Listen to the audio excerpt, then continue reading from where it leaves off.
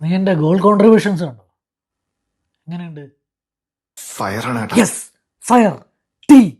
തീയാണ് എൻ്റെ അസിസ്റ്റ്, തീയാണ് എൻ്റെ ഗോൾസ്, തീയാണ് എൻ്റെ വർക്ക് റേറ്റ്, തീയാണ് എൻ്റെ ഫിറ്റ്നസ്. പക്ഷെ എന്നെ വിറ്റ് കാശാണ്. വൈ? വൈ ചേട്ടാ? Because I am an outsider. I haven't played under Sir Alex. I have no godfather, god damn it. അതെ. പ്രീമിയർ ലീഗും ചാമ്പ്യൻസ് ലീഗും ബാലൻഡിയോറും അടിക്കാൻ തന്നെയാടാ മാഞ്ചസ്റ്റർ യുണൈറ്റഡിലോട്ട് വന്നത്. പക്ഷെ ഇവിടെ വന്നപ്പോൾ ഇവിടെ എന്താ? Glazers, Ineos, multiple managers, multiple system, Sancho. അതെ. റോയ് കീനും ഗാരിനോയിലും പോൾ സ്കോൾസും നിക്കി ബഡും ഒക്കെ അല്ലേ ഇപ്പം മാഞ്ചസ്റ്റർ യുണൈറ്റഡ് ഉണ്ടാക്കുന്നത്.